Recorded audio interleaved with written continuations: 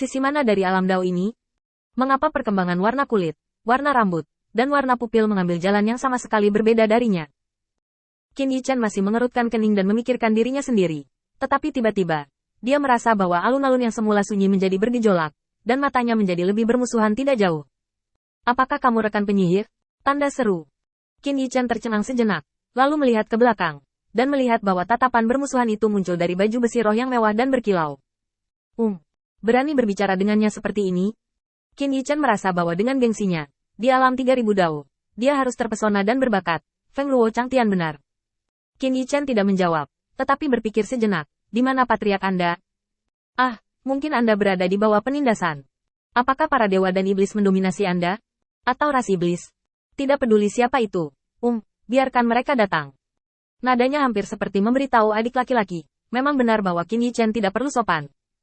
Meskipun klan Kaisar Ke sekarang dianggap sebagai anti pencuri, tetapi berjalan di 3000 alam, 3000 Tao itu harus dianggap sebagai nenek moyang mereka ketika mereka melihatnya. Tapi pernyataan yang meremehkan ini membuat para ksatria di bawah baju besi mewah itu semakin bermusuhan dan marah. Siapa kamu? Mengapa kamu ingin menajiskan api suci? Api suci berubah menjadi kemarahan para dewa. Api suci yang seharusnya membakar penyihir sampai mati. Qin Yichen tercengang. Penyihir. Karakter penyihir ini membuatnya waspada. Apakah itu keturunan penyihir leluhur? Qin Yichen menoleh dan melihat gadis berambut pirang dan bermata biru besar yang diikat di salib mengguncang tubuhnya dengan putus asa. Selain mengencangkan tali yang penuh dengan dewa, sepertinya dia dianiaya. Qin Yichen mengangkat alisnya. Para penyihir di mulut para ksatria ini jelas bukan keturunan penyihir leluhur. Dan keturunan penyihir leluhur tidak akan begitu berantakan. Tapi mendengarkan nada ksatria ini. Apakah kamu didominasi oleh Protos di sini? Nah, panggil dewa-dewa yang mendominasi kamu. Jangan takut. Aku di sini.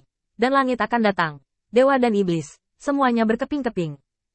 Qin Yichen merasa bahwa dia sangat sopan untuk berbicara seperti ini di alam 3000 Dao. Saat berbicara, Qin Yichen juga meningkatkan kekuatan gaibnya sendiri, menyatakan bahwa dia adalah orang yang kuat dari langit, dan pertama kali turun dari kekuatan itu. Tapi apa yang tidak diharapkan Qin Yichen adalah bahwa setelah dia selesai berbicara, para penonton terdiam, dan mata yang menatapnya berubah. Dia menghancurkan api suci. Apakah dia di sini untuk menyelamatkan penyihir itu? Ini kaki tangan penyihir itu. Pasti begitu. Dia sangat tidak menghormati para dewa yang melindungi dunia. Dia juga harus diikat di kayu salib dan diadili. Dia pasti teman penyihir. Jiwa kotor di neraka. Gadis pirang di belakangnya menjadi semakin terkejut. Qin Yichen juga memperhatikan bahwa Loli kecil telah masuk ke pelukan ibunya dan sangat takut padanya. Apakah dia di sini untuk menyelamatkan penyihir? Dia menghancurkan api suci. Apakah dia iblis yang dipanggil oleh penyihir? Ibu itu juga sangat ketakutan. Lagi pula, dia jatuh dari langit yang begitu tinggi, dan dia bisa keluar dari api suci tetapi tidak terluka. Setan yang dipanggil oleh penyihir itu sangat kuat dan menakutkan. Tetapi sang ibu terlihat saleh, menarik Lolita kecil di dadanya dan memberi isyarat seperti doa. Jangan takut, para dewa dunia melindungi kita, dan iblis hanya akan berjuang di neraka.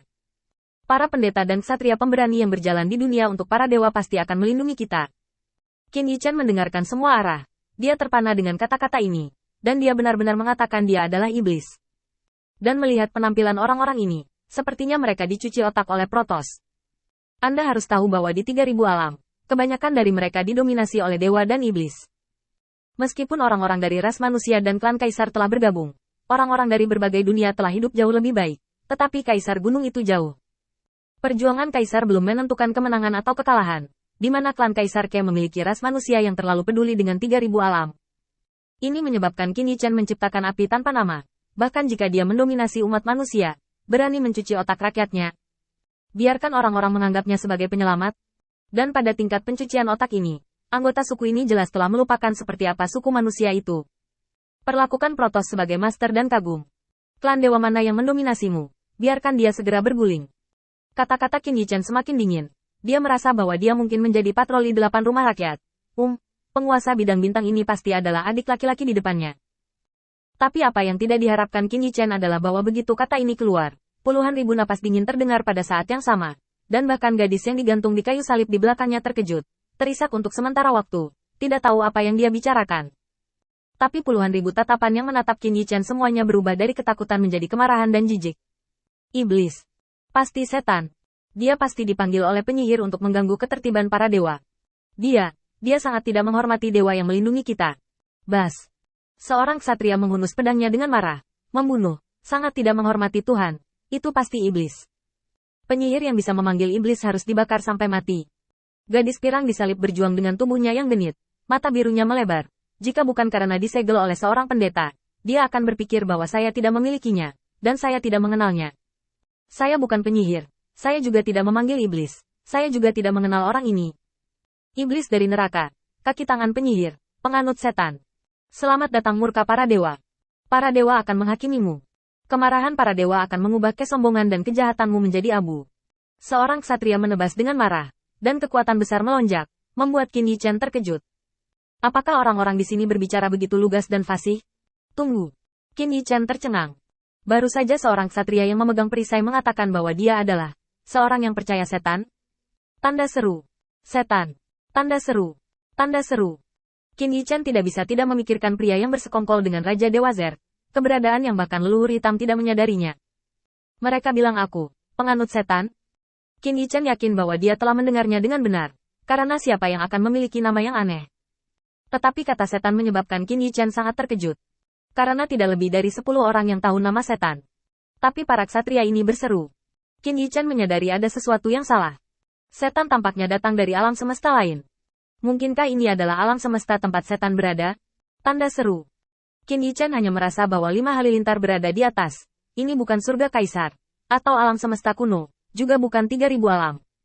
Sendiri. Datang ke alam semesta lain. Tanda seru. Alam semesta tempat setan berada. Klik. Bang. Kalian semua tahu setan? Qin Yichen mengangkat tangannya sedikit. Dan EP yang dihancurkan oleh ksatria itu dihancurkan oleh 2 jari. Dia tidak bisa menahan diri untuk bertanya. Tetapi nada pertanyaan ini membuat ksatria yang EP-nya hancur tercengang dan bahkan lebih marah. Kita semua tahu setan? Siapa yang kamu takuti? Nada ini, sikap ini adalah provokasi besar bagi para dewa. Para pengikut setan, iblis-iblis ini, tidak hanya berani dengan berani di bawah kecemerlangan para dewa. Mereka berani bertanya kepada mereka, apakah mereka mengenal setan? Ini adalah iblis yang memprovokasi para dewa. Ini adalah khotbah neraka.